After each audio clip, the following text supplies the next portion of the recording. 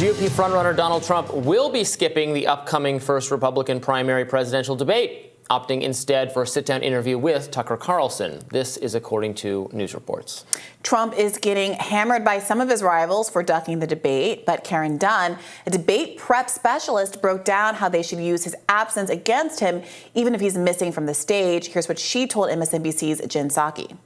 The idea that he's not going to be attending this debate because he has to report to jail almost speaks for itself. And I mean, the jokes in this debate could write themselves if the candidates are willing to go on the attack. And the difference between this debate and a debate with a Democrat or what the Biden campaign messaging can be is that the Biden campaign is not going to be ambivalent about whether to take on the fact that Donald Trump is missing from the debate stage because he's planning his next arraignment.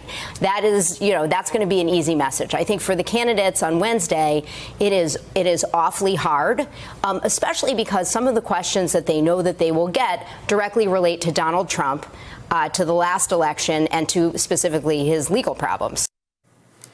So what do you think this means for the other candidate in terms of opportunities versus lack of opportunity, Trump not being there? I mean, I don't think what that woman was saying is accurate. So they should not say he's not skipping the debate because he's got too much on his plate with the trials. Yeah. That could become an issue down the road, and I think it is would be a valid thing to discuss. And if Republican primary voters are being strategic whatsoever, the fact that, look, you already love him, I get it. You love Trump. You could not love anything or anyone more than you love Trump.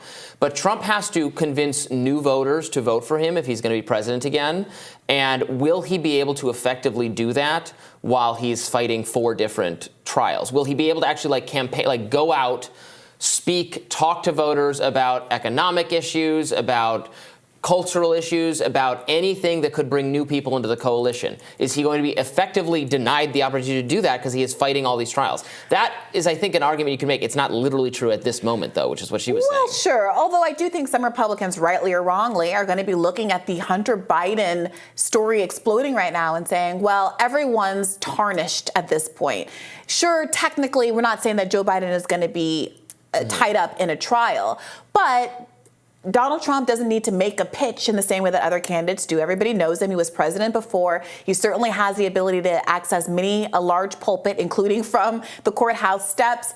He can go on Tucker Carlson. It's not that he won't be heard and won't be able to campaign and won't be able to make his pitch in the same way that Biden obviously won't be hamstrung by his son being at trial. The question is whether or not he looks bad and dirty and corrupted because of the subject of the trial. And to the extent that that's the case, a lot of Republican voters are going to be looking over at Hunter Biden, rightly or wrongly, and saying it's even Stevens. Both sides are dirty.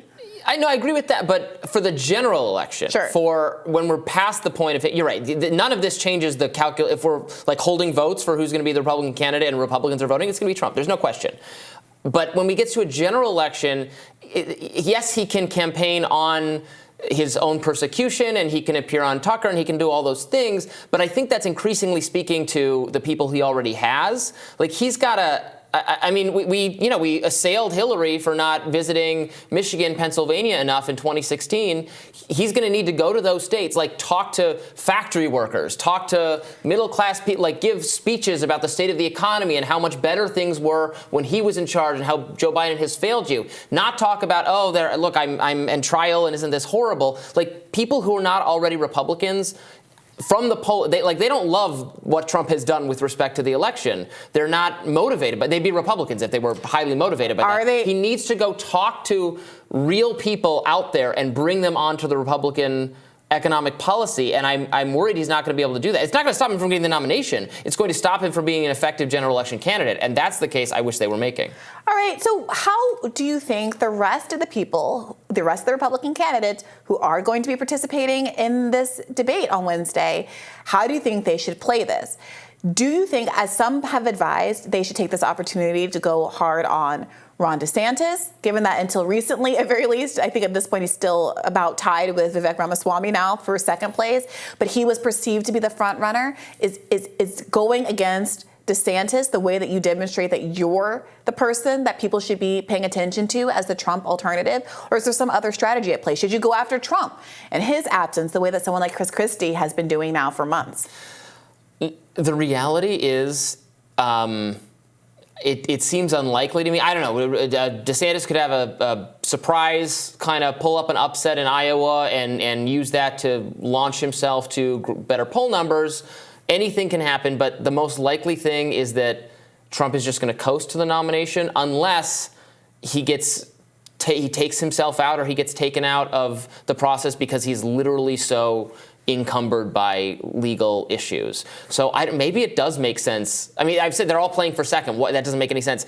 Maybe it does make sense. Yeah. And that's what you should be doing because you're not gonna when it push comes to shove, when it starts they're voting, Republican primary voters are voting, Trump is going to win. Now, that's not for certain either, but that seems like the writing on the wall. I mean, honestly, playing for second to me does seem like the choice would be strategically in the debate to go after Ron DeSantis and not to go after Donald Trump. Vivek Ramaswamy has been very favorable about Trump, very flattering to Trump, has said that he's just running as a Trumpier Trump and has tried to kind of put him on a pedestal and then outflank him. Although he did say he's not being courageous for skipping this debate. I did see that Vivek said that. He said it's not a courageous move to skip the debate. Interesting. It's the meanest, the nastiest thing he said about poor old Donald Trump. Yeah. Right, but if I were, this could be a change in position for him as he's realizing that he really does have some wind behind him in this race. This most recent Emerson College poll from I think a couple of days ago showing them tied, Ron DeSantis and Vivek Ramaswamy tied at 10%, again, very far behind where Donald Trump is. But if this is a waiting game to see if Donald Trump just doesn't survive these trials politically, then that could be a good move. My question then is, what does Ron DeSantis do? Does Ron DeSantis attacking Vivek or some of these others make him seem even smaller and less significant and more afraid? But then what does that leave him? Attacking Donald Trump, a move that has not benefited him up until that point? Or is there a world where he can actually lay forward a policy plan and a policy rationale and agenda that actually makes him look like a more substantive leader as compared to Vivek Ramaswamy, who has very much made his pitch on the basis of being anti-woke. His book, Woke Inc., he's been shopping that around for a while, and that seemed to be the basis of his campaign, at least for much of it, and also doing things, advancing policies that are not especially popular even among conservatives, like talking about reinstating a draft and saying that you have to do, raising the voting age to 25. And said that you've seen, draft? Yeah, he said that there should be some kind of public service requirement. Conscription style requirement in order to vote if you're under 25. Doesn't really square with. He also wants to cut the federal government by 90%, which I love that. But we're also drafting people, so we're going to have more. Well, not draft. I shouldn't say that. Making voting contingent on conscription in a way that avoids a draft. Actually, I've seen him say a lot of things lately that I thought you would like, that I like, and that I thought you would like. On foreign policy, he said he's kind of straightforwardly said. Frankly, I don't know. I didn't know a lot about foreign policy, but now the more I'm learning, the more I think the kind of neoconservative bipartisan consensus is bad. He said he wants to cut funding to Israel. Did you see him say that? It doesn't matter. He's been very clear about wanting to escalate war with China. No, he said Taiwan can defend itself. No, he just said in the debate. That. I heard him say that we need to go from strategic ambiguity to strategic clarity about defending Taiwan against China. I thought he literally said, GOP presidential candidate Vivek Ramaswamy says China can have Taiwan after 2028 if he's elected. This is his headline. I didn't hear it. Okay, so I heard the strategic clear. Here it is from the New Republic. I don't know if I can pull this up. Republican presidential candidate Vivek Ramaswamy said China could invade Taiwan without major consequences from the U.S. once he has hypothetically attained the nation's semiconductor independence in 2028. Okay, so do not mess with Taiwan before the end of my first term. What does that even mean? That's not like a. So we're going to defend Taiwan until the end of my first term. That's the default policy. Well, strategic ambiguity is the default policy. Not saying that we're absolutely going to engage in the war. This was the whole. Was the whole criticism of the Nancy Pelosi trip and that sort of an escalation, which that people were doing a lot of chest beating about the fact that we were 100% going to go into war, which could potentially lead to an escalation from the Taiwanese about their own policy. So, I don't know. A guy who says, I've never thought about geopolitics until now that I'm running for president, and some of the anti-war people have some good ideas.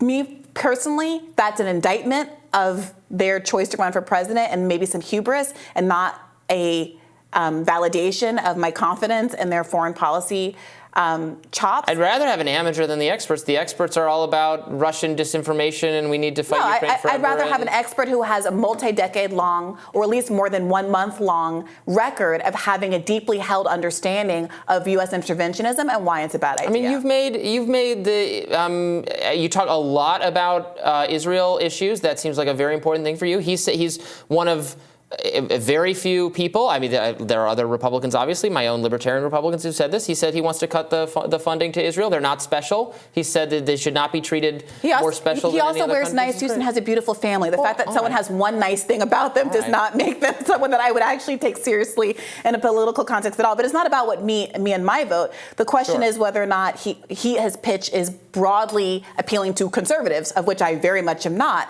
And the conservative base that he needs to attract gonna prefer him to a Donald Trump figure. Well, he's doing it. Whatever he's doing, it's working on some level. He's massively increased his poll numbers. It's some way. I saw a conservative influencer type person tweet that Ramaswamy is running the campaign DeSantis should have been running. I think that's right. It is some way not alienating, even though he is running against Trump, it's not alienating Trump diehard people in the way that DeSantis is. I think some of it comes down, frankly, just to personality. Yeah. Some of it comes down to maybe staff, because a lot of the Trump-DeSantis hate, obviously the two people actually hate each other, but also their backers, their online staffer, comms people, also hate each other very viscerally. That a lot of these leaks over who said secretly racist things in messages, group messages, with all those things coming out. That's people burning people they used to be friends with because they were all Trump people, and then some people defected to DeSantis, and it's really messy. And there's a lot of bad blood. And Ramaswamy part of that is out of the fray because he's not a real threat.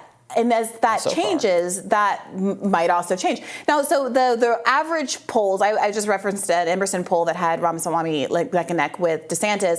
The overall average, I think, from 538 as of today, has Trump at 54.4%, DeSantis at 14.9%, Ramaswamy at 7.9%. So when we talk about Ramaswamy surging ahead, remember, that's less than Marianne Williamson has on the Democratic side, who's getting none of this attention, none of this airtime, zero town halls on liberal or conservative media, has even Elon Musk completely reneged on his offer to give a Twitter Spaces to her and anybody else who wanted to have that. So he's still nowhere near what we're seeing on the other side, and not to mention, obviously, RFK Jr., who has been as high as 20% in these polls. So there is also this kind of weird soft bigotry of low expectations that's happening on the right, where people are breathlessly reporting on what's going on with the non-Trump candidates, I think because the liberal media largely very much wants there to be a non-Trump candidate, even though a much smaller share of the electorate seems to be interested in them than people like Marianne Williamson or RFK Jr. All right, we'll have more Rising right after this.